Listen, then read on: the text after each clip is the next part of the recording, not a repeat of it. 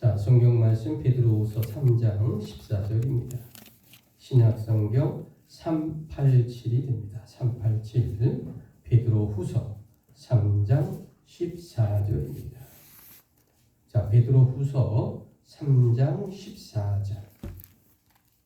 자, 베드로후서 3장 14절입니다.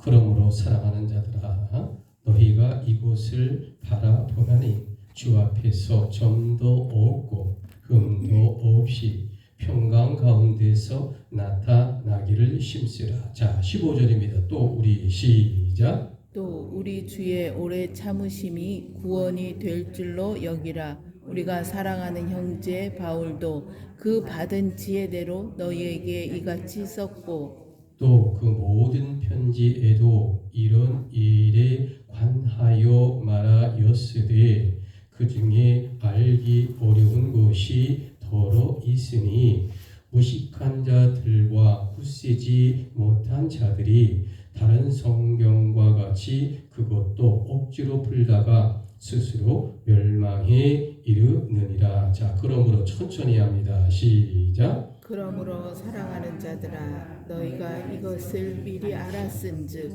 무법한 자들의 미혹에 이끌려 너희가 굳센 데서 떨어질까 삼가라. 자, 18절. 오직 우리 저와 합독으로 마지막으로 고백합니다. 시작. 오직 우리 주 곧 구주 예수 그리스도의 은혜와 그를 아는 지식에서 자라가라. 영광이 이제와 영원한 날까지 그에게 있을지어다. 아멘.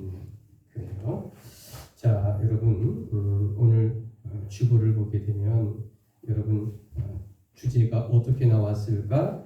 최권능 목사님의 전도법이라고 나왔죠.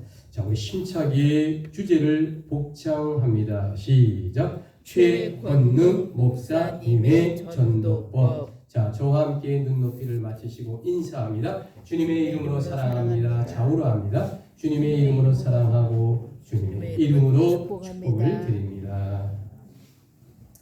자, 여러분, 과거 최복선이라고 하는 목사님이 아주 유명한 분이 계셨어요. 자, 왜 이 최복선 목사님이 유명했을까? 이 최 목사님께서는요, 평생의 교회를 70개 가까이 개척하신 그런 목사님입니다. 그래서 한때는 한국 교회의 개척교회의 아버지라고 불렸고, 그분을 영적 애칭을 최권능 목사님으로 불려진 분이 최복선 목사님입니다. 자, 최권능 목사님으로 애칭이 불려졌어요. 어떤 목사님이라고요? 최권능 목사. 자, 그런데 이 최 목사님은 전도하면서 많은 핍박과 오해도 받으신 분입니다. 자, 어느 날 한 번은 이 최권능 목사님께서 중학교 교장 선생님을 전도하려고 했나 봅니다. 자, 그래서 이제 친분이 있는 교장 선생님과 이제 복음을 전하고 이제 그러는 거예요.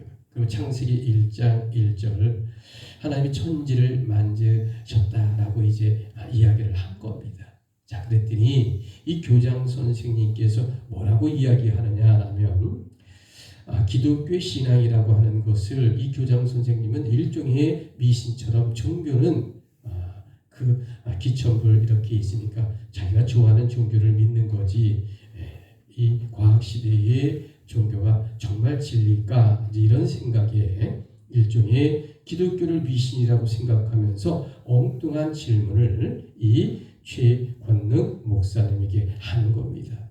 자, 어떻게 하냐면, 자, 하늘에서 가끔 벼락이 떨어지는 걸 보는데 하나님이 하느냐고 최 목사님께 이제 비꼬면서 물어보는 거예요. 알면서도.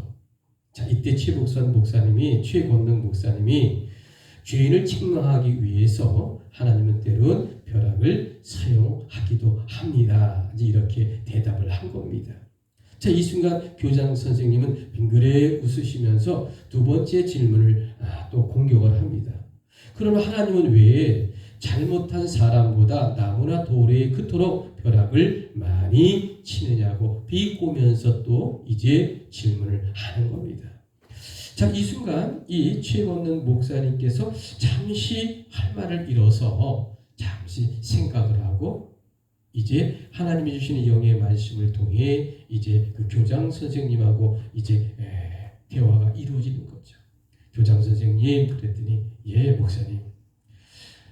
교장 선생님은 30년 넘게 교편을 잡고 이제 교장 선생님이 된 지가 한 1, 2년 되고 또 교감도 한 5, 6년 되셨는데 아이들 학생들을 가르친 지가 얼마나 되십니까? 그러니까 한 25년 정도 아이들을 직접 가르쳤대요. 승진을 하시면서. 자, 그래서 그럼 교장 선생님 그동안 수업을 하시면서 아이들이 집중하지 않고 또 떠들고 그럴 때가 많았습니까? 라고 물어봤나 봐요. 그러니까 목사님 25년 내가 교장까지 교감까지 하면 한 30년 가까이 되는데 25년을 아이들을 가르쳐 보니까 얼마나 떠들고 집중 안 하는지 모릅니다.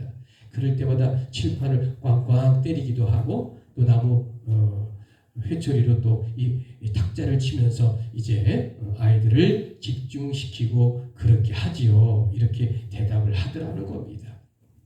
자, 이 순간 최 목사님은 교장 선생님의 이 전도를 해야 되기 때문에 교장 선생님 바로 그겁니다.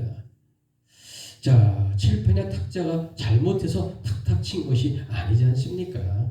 즉 하늘의 벼락도 하나님께서 자연을 통한 내리시지만 사람에게 내릴 때보다 경고성으로 나무에 또는 돌에 떨어질 때가 훨씬 많은 게 아닙니까? 그러므로 우리는 자연 속에 어떤 경고의 벼락을 쳐서 죄인을 경계시키는 하나님의 뜻이 녹아 있다는 것을 알아야 한다라는 것을 간접적으로 이제 교장에게 설명을 해 주었다라는 이야기입니다. 자, 이 순간이요, 이 교장 선생님 얼굴이 파랗게 되면서 마음의 문이 열렸나 봐요. 그러니까 이 목사님에게 어떤 감동도 받았지만 사실 목사님을 흠모하고 있었거든요. 왜냐하면 그동안에 한 10번 만나면서 대화하고 그리고 이제 교제하고 목사님의 인격에 많이 흠모되었던 교장인데 이렇게 전도를 받으면 내가 금방 예수를 믿게 되면 마치 내가 쓰러지는 것 같으니까 마지막 자존심을 이렇게 버티고 있었던 거죠. 그런데 하나님은 그 교장 선생님의 마음을 흔들어 놓은 겁니다. 이 최건능 목사님의 이 복음의 말씀 그리고 이 벼락의 비유의 말씀을 통해 이미 그는 무너져 내릴 수밖에 없는 그러한 감동과 또 이 최건능 목사님의 인품에 이미 그는 사모하고 있지 않았나라는 거죠. 자, 그러면서 최건능 목사님께 뭐라고 하냐면 목사님, 저도 사실은 인생을 살며 참 괴로웠습니다. 이제 목사님 따라 나도 예수님 믿겠습니다 라고 결단했다는 아주 유명한 이야기가 있습니다. 자, 여러분, 우리가 창세기 3장을 보면 아주 기가 막힌 이야기가 나오잖아요. 어떤 이야기가 나옵니까? 선악과의 이야기가 나오지 않습니까? 그래서 모든 죄의 원죄의 시초는 이 뱀이다라고 뱀의 이야기가 이 창세기 1장의 쫙 전면에 깔리면서 이 선악과의 이야기가 시작이 되거든요. 자, 여러분, 그렇기 때문에 인간을 통해 원죄를 범하게 되잖아요. 그러나 하나님께서는 그 원죄에 대하여서 오래 참으시는 놀라운 분이시죠. 그런데 2000년 전에 하나님은 예수의 십자가를 통해 우리 죄를 용서하시고 구원해 주시는 놀라운 기적의 역사가 있었다.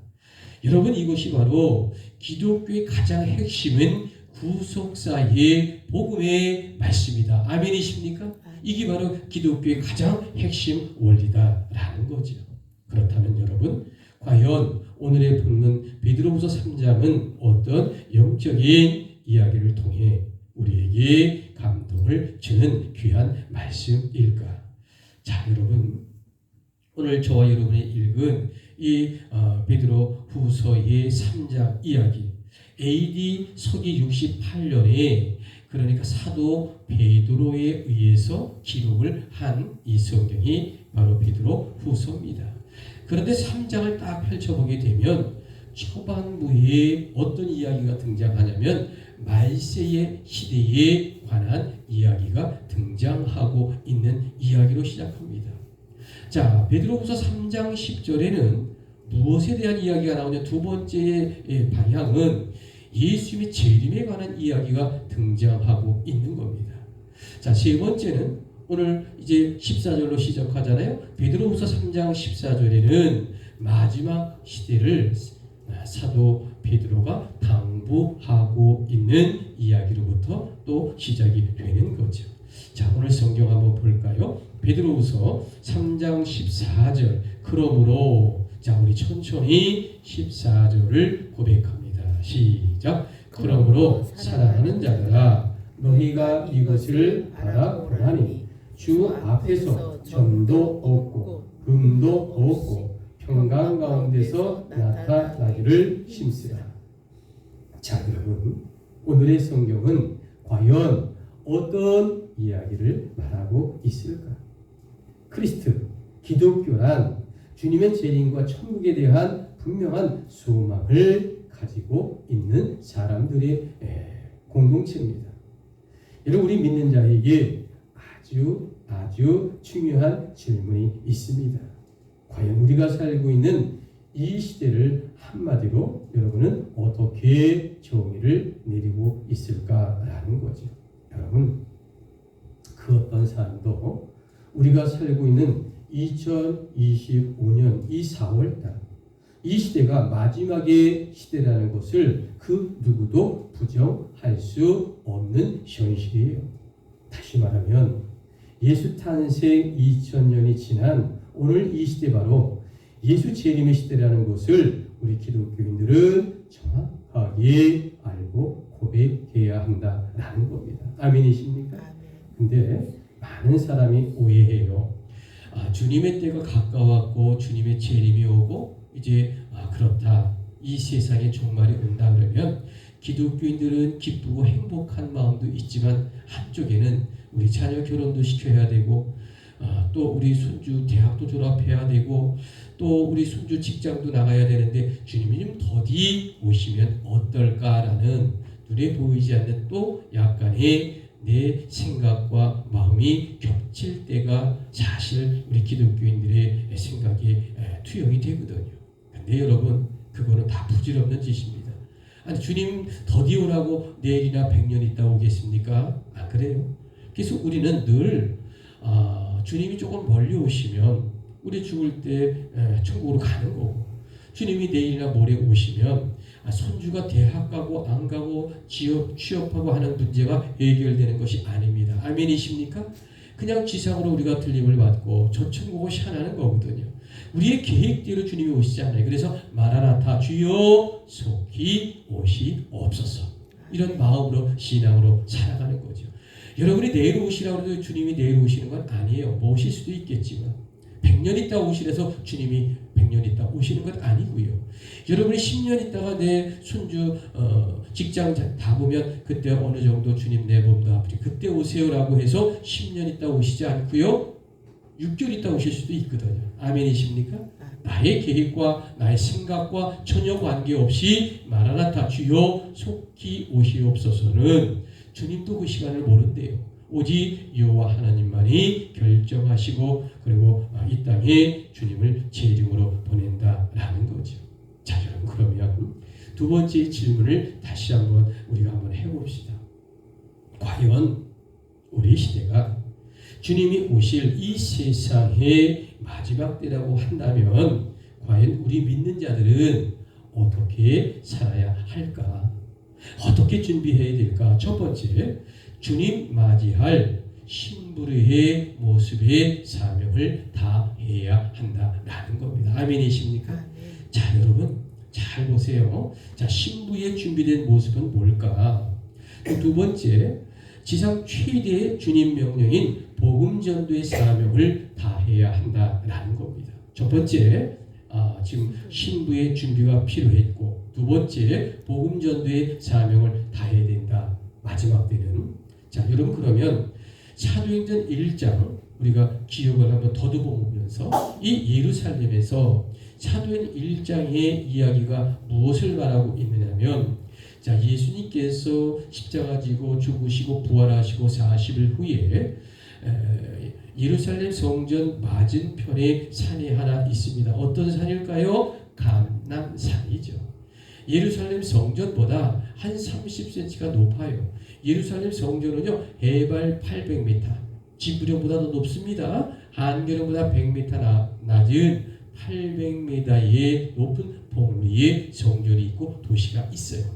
근데 그 맞은편에 어떤 또 산이 있냐면 감람산이 있어요. 그런데 그 높이는 830m, 약간 좀 높게 보이겠죠. 30m니까. 좀 맞은편에 있는데 아주 멀지도 않고 아주 가깝지도 않습니다. 자, 그런데 거기에서 500명의 주님을 사랑하는 제자들이 모여졌습니다.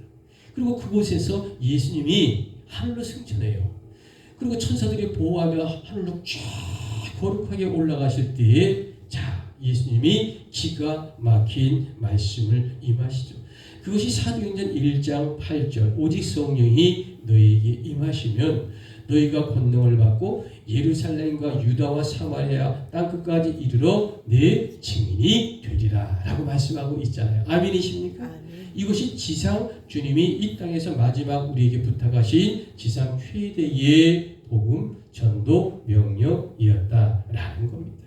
여러분, 그런데 한 가지 문제가 하나 있어요. 자, 요즘 한국의 기독교가 왜 이토록 침체가 되었을까? 자, 그것은 바로 과거보다 전도의 열정이 식었다라고 해도 과언이 아니죠. 여러분, 한마디로 말하면 마지막 종말의 때가 왔다라는 것을 대변하고 있는 겁니다. 주님께서 보신다면 얼마나 안타까운 모습일까? 자, 여러분, 과거 우리 나라는요, 자, 그토록 열정적이던 한국이 기독교 아니었습니까?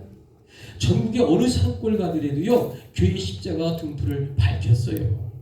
여러분, 아시아의 수많은 나라 중에 오직 기독교가 뿌리 내리고 성공한 나라는 이 지구상에 대한민국밖에 없어요. 그 어떤 나라도, 일본도요, 전체 인원의 1억 2천, 3천 얘기하지만 1%도 예수 안 믿습니다. 우리보다 훨씬 빨리 기독교를 받아들인 곳이 일본이에요. 일본 통계적으로는 140만의 기독교가 있다고 하지만 주일 성수하는 일본은 우리나라보다 인구가 2.5배가 많습니다. 그런데도 주일 성수하는 기독교인이 얼마나 되는지 아십니까? 37만이 안 돼요. 엄청나죠? 아시아에서요, 그 어떤 나라도 대한민국만큼 기독교가 뿌리내리고 열심히 하는 나라가 없다니까요. 자, 여러분, 아시아의 수많은 나라 중에 오직 기독교가 뿌리내리고 그 나라 발전의 원동력이 된 나라란 대한민국이 유일합니다. 그런데 이제는 한국의 기독교인들이 세상에 취하여 교회 예배와 봉사보다는 자신의 놀이와 취미에 빠져 있는 것이 현실이에요. 또한 영혼 구원의 전도보다 편리하고 안락함의 삶에 취하여 영적인 게으름을 피고 있는 그런 기독교인의 모습들이 얼마나 많이 보이는지 모릅니다. 여러분, 기독교인은요, 꼭 기억할 것이 두 가지가 있습니다. 첫째가 뭘까? 가장 하나님께서 관심 있게 생각하는 게 뭘까?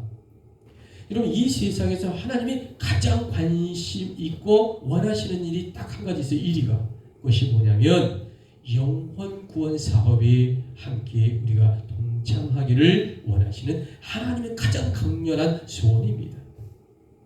자, 여러분, 우리가 우리 어머니 한갑이나 칠순이나 팔순을 맞으면 뭘 하고 싶으십니까?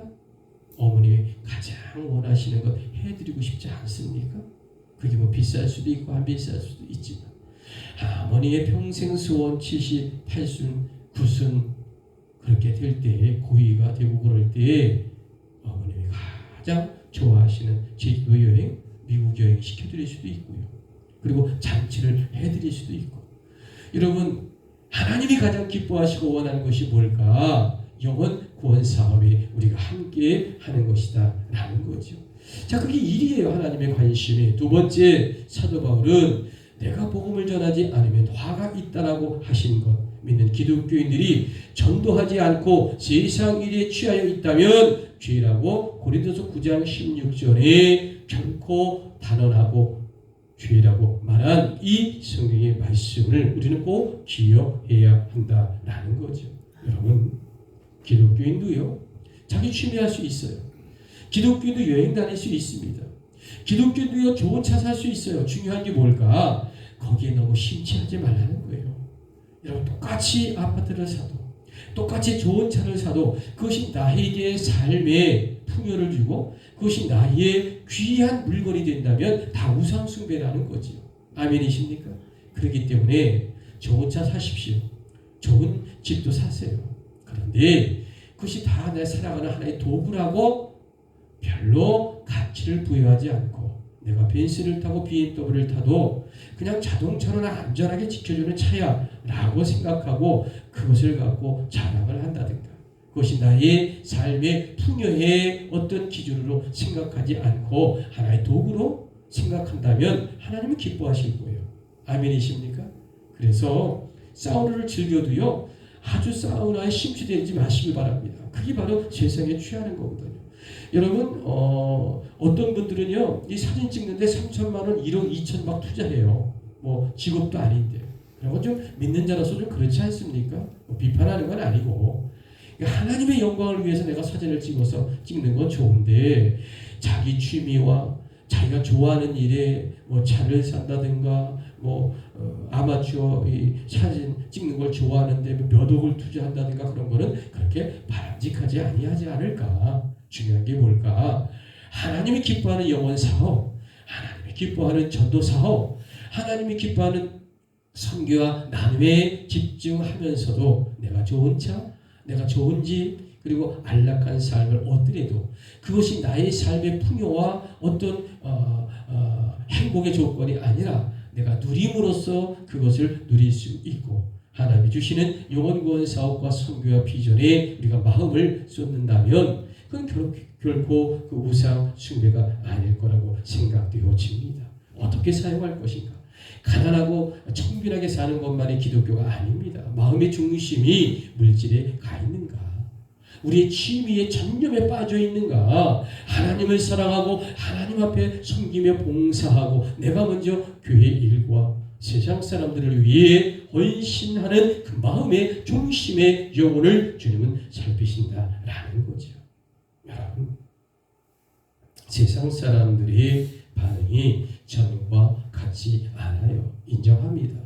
주변 사람이 교회 한번 같이 가자고 권면하면 싫어해서 사이가 나쁠 것 같아서 함부로 입을 열기도 조심스러워요. 그게 사실이니까.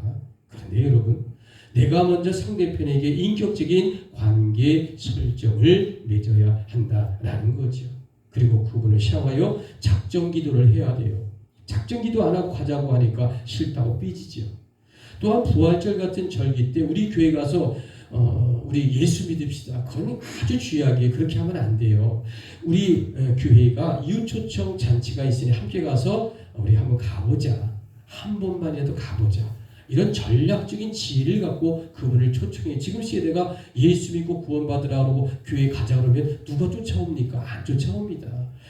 전도 초청 잔치인데 내 얼굴 봐서 한번 가자. 목사님도 한번 인사드리고 식사도 하고 선물도 나눠주고. 여러분, 선물 받고 싶어서 오는 사람 없어요. 지금 뭐 휴지바 그게 아니고 부담 없이 초청해야 그분이 와주는 거거든요. 그래서 1년에 3번, 2번, 4번 절기 오면 또 몇 년 지나다 보면 또 오기도 되지요. 그러니까 여러분, 그거 걱정하지 않으세요. 그건 열매는 하나님이 맺어주실 것 아닙니까? 여러분, 이렇게 체계적인 기도와 노력과 지혜가 있어야 하나님의 기적의 역사가 덧입혀 주는 겁니다. 아멘이십니까? 여러분이 말을 잘해서 오는 게 아니에요. 여러분, 성령의 역사가 바로 그것입니다. 문제는 상대에게 거절당할까봐 경계하고 겁내하는 그 나약한 마귀의 마음을 뛰어넘고 과감하게 같이 가자고 정중하게 요청하면 성령의 역사가 나타난다. 아멘이십니까? 아멘. 입을 크게 벌려 전하고 권면하면 전도의 열매란 내가 맺어주는 것이 아니라 하나님께서 맺어주는 것입니다. 여러분 아멘이십니까? 아멘. 이것이 오늘 주제 최권능 목사님의 전도법이다라는 거죠.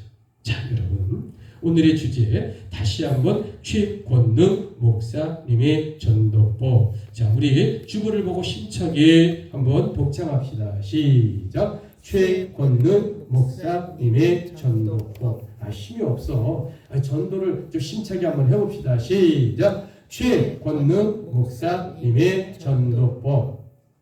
자, 여러분 이 마지막 시대에 과연 기독교인들이 어떻게 살아야 할까요? 그것은 미혹의 가르침에 참된 믿음이 떨어지지 아니하도록 기독교인들은요 경계해야 한다라는 겁니다. 여러분 많은 일부의 기독교인들이 착각하는 것이 있어요.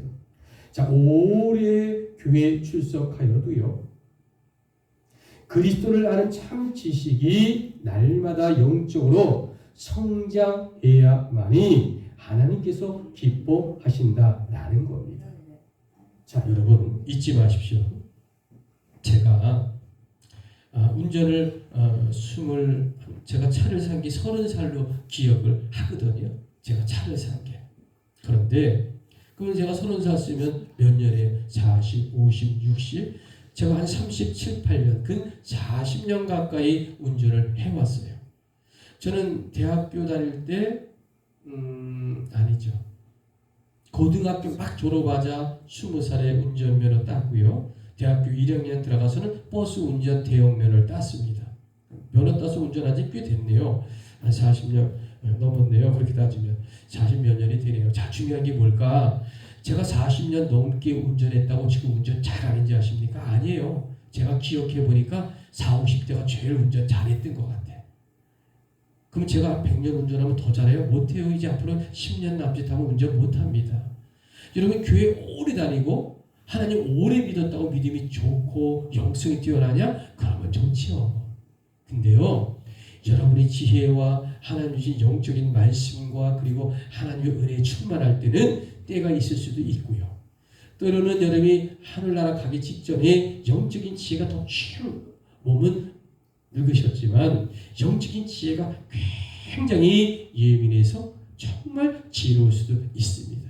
세월이 오래되도록 믿음의 연륜이 무조건 쌓이고 구원의 역사가 엄청나게 있다라는 것은 세월과 믿음의 세월과 구원의 역사는 전혀 다르다라는 말씀을 드립니다. 여러분 하나님 앞에 붙들리고 하나님의 영의 산업에 잡히고 성령의 도우심과 겸손함과 그리고 거룩함이 하나님 앞에 함께 할 때 세월의 연륜과 그리고 하나님을 향한 믿음이 날마다 성숙해져 참 지식의 날마다 영으로 성장해야 하나님이 기뻐하시는 것이다 라는 거죠. 여러분 나이가 들면요 천국 가는 것도 잊어버려요.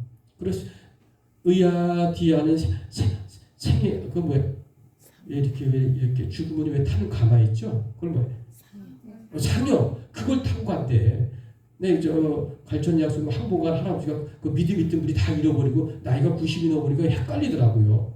그거요 믿음 우리 꼭 잡아야 합니다. 자, 우리 성경 베드로후서 3장 18절을 볼까요? 자, 성경 본문 오직 우리 주. 자, 우리 천천히 이제 마지막이니까 한번 힘차게 고백합니다. 시작. 오직 우리 주 곧 구주 예수 그리스도의 은혜와 그를 아는 지식에서 자라가라.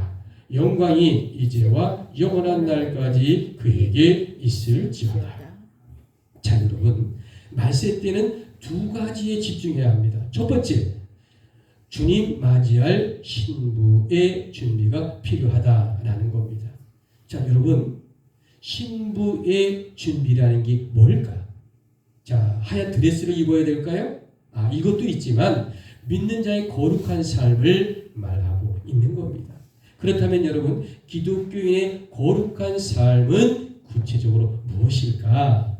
그것은 경건과 믿음과 소망과 사랑인데 또 더 구체적으로 말하면 교회 공동체 안에서 억지로가 아닌 기쁨의 봉사와 헌신은 물론이고요. 세상을 향한 긍휼한 심정으로 희생의 삶을 실천하는 성도이냐라는 겁니다. 자, 여러분, 과거에 전도 안 한 사람 누가 있어요? 교회 20, 30년, 30, 40년, 50년 다닌 사람 중에 전도요? 얼마나 많이 노력했겠어요? 여러분, 교회 한 20, 30년, 40, 50년 다닌 사람 얼마나 많은 봉사와 헌신했겠습니까? 여러분 생각해 보세요. 정말 철야도 많이 했고 참기도도 왜 안 해갔어요? 근데 여러분, 그것이 옛날 과거에 한 게 얼마나 자랑이에요. 여러분, 가장 중요한 건 현재가 중요하지 않습니까, 여러분? 오히려 더 열심히 해야 되잖아요. 그게 내가 자원하는 마음이 되어져요. 그러면 여러분, 하나님의 생명책이 여러분 지워진다면 어떻게 하겠습니까? 여러분, 과거에 다 해봤으니까. 아니에요. 여러분, 우리는 과거에 한 공로로 천국 가는 게 아니잖아요. 교회 공동체에서 억지로가 아닌 기쁨의 봉사와 헌신은 물론이고 세상을 향한 긍휼한 심정으로 희생의 삶을 실천하는 성도이냐라는 건 너무도 중요합니다. 물론 나이가 드니까 청소하기가 힘들죠. 연세가 들어가니까 식당 봉사하는 건 힘들 겁니다. 그러나 힘든 가운데서도 내가 자원하는 마음으로 힘드니까 힘든 만큼 조금 내려놓고 하는 그 정열과 마음은 더 뜨거워져야 되지 않겠습니까? 여러분 늙으시고 나이 드셨다고 속옷 안 갈아입습니까? 여러분 늙으셨다고 여러분 밥은 조금 들고 양은 찍었지만 여러분 지금 밥 맛있게 안 드셔야 됩니까? 더 맛있게 드셔야 돼요. 젊을 때보다. 여러분 입맛 떨어지면요. 여러분 오래 못 삽니다. 여러분 3, 4개월 밥 제대로 못 먹으면 다 돌아가셔요. 여러분 심각한 우리의 영적인 이 말씀에 순종하고 여러분 봉사와 전도와 헌신의 열정만큼은 식지 말아야 한다라는 겁니다. 여러분 말세 때는 두 가지 집중한다. 첫 번째는 신부의 준비가 필요하다고 말씀드렸고 두 번째는 복음 전도의 사명을 이 세상에 전해야 한다라는 말씀 다시 한번 또 드리고 또 강조한다라는 말씀을 드립니다. 여러분 이곳이 바로 오늘 주제의 최권능 목사님의 전도법이고요. 오늘 본문의 바이블 텍스트 베드로후서 3장의 말씀인 사도 베드로의 당부인 말세 때에 우리가 거룩한 삶으로 전도를 다하여 주님의 재림을 맞이하는 저와 여러분이 되기를 주님의 이름으로 축복합니다. 아멘. 주님의 이름으로 축복합니다. 아멘. 자, 이제 오늘의 결론을 선포합니다. 그렇다면 과연 우리들이란 어떤 내용으로 전도해야 할까? 첫 번째, 예수님은 하나님의 아들이라는 것을 정확하게 이웃에게, 형제에게 전하는 그런 성도가 되기를 원합니다. 자, 그러면 과연 우리들은 어떤 내용으로 전도해야 할까? 나번 둘째는 오직 믿음으로만 의롭게 된다라는 것을 이웃에게 확실하게 전하는 그러한 사람이 되어야 한다라는 말씀입니다. 그렇다면 과연 우리들이란 어떤 내용으로 전도해야 할까? 다번 셋째는 예수님의 죽으심과 부활과 재림을 정확하게 전하는 성도가 되기를 원합니다. 자, 여러분 그러면 과연 우리들이란 어떤 내용으로 전도해야 할까? 라본입니다. 죽음 뒤에는 반드시 천국과 지옥이 있음을 확실하게 전해야 한다라는 말씀입니다. 여러분 아멘이십니까? 아멘. 그래요. 여러분 이렇게 할 때 우리의 병든 몸이 치유되고요. 우리의 기도의 소원이 응답되고요. 하나님의 영적인 성령을 통하여 내 삶에 하나님의 감같은 평화와 우리 가문의 축복과 은총이 함께 임하지 아니하겠습니까? 여러분 기독교인에게 최고의 관심사가 과연 무엇일까? 그것은 하나님께서 가장 기뻐하시는 일이 무엇인지를 정확하게 알아야 한다라는 거죠. 그런데 하나님께서는 영혼 구원, 사업인 전도를 가장 기뻐하신다라고 말씀하고 있습니다. 여러분 아멘이십니까? 아멘. 자, 그러므로 나는 과거에 열심히 전도했다는 옛날 과거에 젖어 잊지 마시고 인생 노년에 멋진 전도의 열정과 마음을 통해 목사님과 함께 이번 부활절에 여러분 전하고 또 이웃에게 함께하여 정말로 우리 교회가 소멸되는 교회가 아니라 하나하나 인재가 모이고 일꾼들이 모여 우리가 이 세상 천국을 떠나고 우리가 눈을 감아도 우리 교함교회는 주님 오실 때까지 우리 자녀들과 우리 손주들이 내 고향교회 십자가를 바라보고 고향 올 때마다 행복하고 언제나 기억하며 발전하고 부흥되고 하나님이 기뻐하는 그러한 교함교회가 되어야 할 것 아니겠습니까? 아멘이십니까? 아멘. 그래요. 여러분 그래서 부활절날 주님께 부끄럽지 않게 네 이웃을 초청하여 감격으로 주님께 예배 드릴 수 있기를 저도 노력하고요. 전도할 거고요. 또 기도할 겁니다. 여러분도 함께 목사님과 함께 여러분 초청잔치에 누구를 초청할 것인가 여러분 기도해 주시고요. 함께 입을 크게 벌려 정말 존중하고 그리고 우리 한번 주민 초청 대회에 오시다라고 우리가 한번 권면합시다. 여러분 내 생의 마지막이 될지 모르는 이 시간 아주 소중하게 붙들어야 하는 것입니다. 여러분 주님의 이름으로 아멘 하십니까? 아멘. 그래요. 자 기도합니다.